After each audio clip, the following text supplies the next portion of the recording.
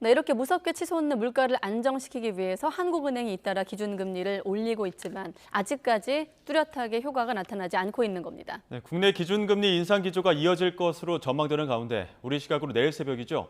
미 연준의 기준금리 인상폭에 관심이 쏠리는데요. 국내 경제 상황 그리고 내일 발표될 미국 기준금리 인상 전망까지 정철진 경제평론가와 자세히 짚어보겠습니다. 어서 오십시오. 네, 안녕하십니까. 네, 안녕하십니까? 네. 자, 오늘 크게 보면 세 가지인 게 기대 인플레이션율, 그다음에 이제 미국 연준이 어떻게 기준금리를 인상할 것인가, 그리고 네. 이제 경제 성장률 세 가지 크게 짚겠는데 뭐 다 연결돼 네. 있긴 합니다만, 자, 먼저 향후 1년간의 물가 상승 전망치가 역대 최고고 또 그 폭도 최고라고 하더라고요. 네, 우리가 네. 우리 이제 기대 인플레이션이라고 하지 않습니까? 네. 경제 참여자들이 현재가 아니라 앞으로 네. 1년 뒤에 물가가 어떻게 될 것인가 이제 거기에 대해서 전망을 하는 게 기대 인플레이션인데요. 네. 이게 4.7% 통계 작성 이후 가장 높게 나타났었고요. 예. 뭐 조금 이따가 또 설명을 하겠지만 이 기대 인플레이션이 중요한 것은 네. 인플레, 물가를 잡는 데 있어서 기대 인플레가 저렇게 높아버리면 만에 하나 형 상황에서 이제 유가를 잡았다 쳐도 불씨를 남게 되는 겁니다. 아, 부추기는 측면이 있어서 그런가요? 그렇습니다. 이거 유가 잡았어, 곡물 잡았어 하더라도 또 다른 상황에서 뭔가 조금만 들쑤시는 이슈가 나올 경우에는 물가가 다시 튀어버리거든요. 예. 그래서 중앙은행의 책무 중에서 이제 물가를 잡으려고 금리를 올린다라고 할 때는 네. 인플레이션뿐만이 아니라 저 기대 인플레를 꺾으려는 그런 목적도 있는 거죠. 여러 번 출연하시면서도 이 기대 인플레이션 조심해야 된다는 얘기는 강조를 해주셨는데 네. 결국에는 이 기대 인플레이션을 높아랐다는 거는 또 다시 악순환이 우려되는 그런 상황이 예상이 된다 이렇게 볼 수 있는 거겠죠. 매우 크다는 겁니다. 예. 실질적으로 지금 국제유가 같은 경우에는 WTI 기준 배럴당 100달러 밑으로 좀 떨어졌습니다. 곡물 가격도 많이 떨어졌고요. 근데 이렇게 되니까 뭐가 문제냐? 이렇게 기대 인플레가 높아버리면 가령 물가를 안 올릴 사람들도 일단 올려놓고 보게 되고요. 예. 또 하나가 서비스 물가 같은 경우에는 크게 올라가죠. 야, 이거 인플레는 계속될 거야라는 기대가 있다면 경제 참여자들은 뭘 해도 항상 물가를 올리는 쪽으로 반영되는 그런 측면이 있기 때문에 글쎄요. 물론 이번 통계가 이제 직전에 0.5%포인트 네. 빅스텝을 밟기 전에 나온 설문조사라고는 합니다만 아직까지는 이제 중앙은행, 한국은행의 의도대로 인플레이션뿐 아니라 기대 인플레도 꺾지는 못하고 있다. 이제 이렇게 분석해 볼 수 있겠습니다. 네, 오늘 그 뉴스 기사 제목에 많이 보셨을 겁니다. 그렇다면 물가 정점은 언제? 모르겠다. 물가 정점이 언제인가? 이런 이제 제목이 많았는데 여기다 추경호 경제부총리 같은 경우도 돌발 변수가 없는다는 가정하에선 9월 혹은 늦으면 10월에 정점을 찍을 거다 이렇게 예상을 하기도 했거든요. 네, 뭐 쉽지 저는 않겠습니다. 좀 낙관하는 뭐 판단이었다. 저는 그렇게 생각을 했습니다. 아마 추경호 경제부총리께서는 네. 이제 비용적인 측면, 특히 지금 인플레이션의 시작점은 국제유가 급등 아니겠습니까? 근데 그 유가의 흐름이라는 것이 네. 이제 9월, 10월 갔다 되면 실질적으로 공급 사이드에서는 좀 완화되지 않겠느냐? 그럼 유가가 꺾이면 뭐 인플레도 서서히 꺾이게 되지 않겠느냐는 측면에서 바라봤지만 실은 통화정책의 수장인 이창용 한국은행 총재 같은 경우에는 내년 1분기로 바라봤고요. 미국에 있는 많은 또 이코노미스트 중에서는 적어도 내년 하반기 이렇게 보는 측면들이 많이 있습니다. 그래서 지금 올 9월, 10월의 인플레이션 정점론은 역시 경제부총리로서 어떤 심리적인 측면에서의 발언도 함께 좀 포함되어 있지 않는가 이렇게 보고 있습니다. 관료적인 시각일 예. 뿐이지 시장에서는 조금 부정적으로 보는 거군요. 그렇습니다. 인플레를 글쎄요 아직까지 뭐 피크아웃을 쳤다라는 그 증거는 아직까지는 없습니다. 그러면 예. 물가를 정점을 치냐 안 치냐가 왜 관건인 겁니까? 왜냐하면 우리가 물가가 정점을 오르기 시작하게 되면 네. 뒤따라서 물가를 잡으려고 금리를 올리잖아요. 근데 지금 시장의 문제는 금리를 올려도 물가를 못 잡을 것 같으니까 도대체 금리를 어디까지 올려야 되는 거야? 뭐 이런 걱정이잖아요. 네. 금리가 뭐 2%, 3%, 4%, 5% 가게 되면 결과적으로 내수와 경기가 망가지는 것이고요. 그래서 예. 스태그플레이션 우려이기 때문에 네. 그럼 금리 인상을 언제 멈추느냐? 정점이 나오면 긴축이 멈췄을 수가 있잖아요. 그렇기 때문에 지금 많은 경제 참여자들은 인플레이션 피크아웃, 정점을 기대하고는 있는데 글쎄요. 뭐 한 번 정도는 꺾일 수 있다고 하더라도 네. 낙관하거나 안심하기는 이르다 이렇게 보고 있습니다. 아까 찬바람이 불면이라고 했는데 아직 그때는 아닌가 봐요. 네. 저는 그렇습니다. 내년까지는 가봐야 되지 않겠나? 네. 네, 기대 인플레이션 얘기할 때 지금 뭐 한국은행의 기준금리가 아직 뭐 반영이 되지 않았다 이렇게 앞서 설명을 해주셨는데 네네네. 앞으로 이 기준금리 인상 효과가 있을지 이 부분에 대해서도 회의적인 시각이 많은 것 같습니다. 고물가가 고착화되는 것 아니냐 이런 네. 우려도 나오고 있던데요. 그렇죠. 이제 과연 어디까지 올랐을 때 기대 인플레이션을 꺾을 수가 있을까? 경제 참여자들에게 그런 메시지를 줄 수 있을까? 일단 이 포인트에 있어서는 결국 미국의 기준금리 결정 방향도 봐야 될 것 같고요. 네.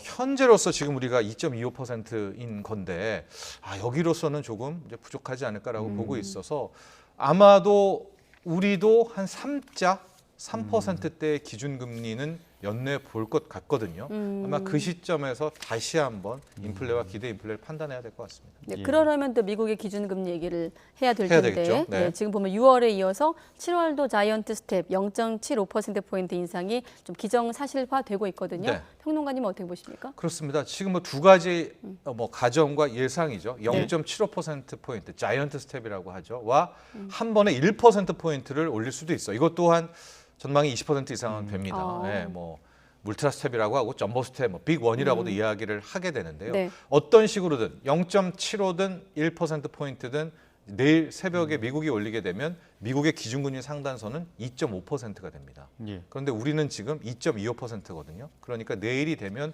기술적으로든 미국이 훨씬 더 기준금리가 높게 되는 한미 금리 역전이 나오게 되는데요.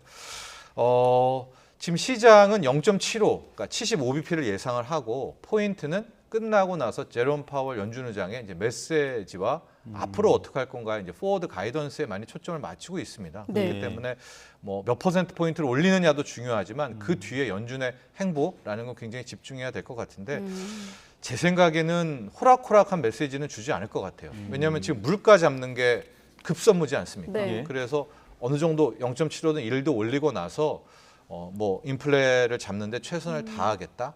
그리고 조금 더 시장 친화적이라면 아직 뭐 경제 펀더멘탈은 버틸만하다. 경기 침체는 아니다. 뭐 이 정도의 코멘트 정도를 가장 지금 노멀하게 기본적으로 예상을 하고 있는데요. 그래서 내일 새벽에 뚜껑을 열고 그러면 봐야죠. 호락호락한 건 어떤 메시지인가요? 이제 뭐 다 된 것 같다. 인플레이션이 피크아웃에 온 것 같다. 그렇기 때문에 8월에는 FOMC 회의가 없습니다. 뭐 9월부터는 뭐 인상 속도를 늦출 수 있겠다.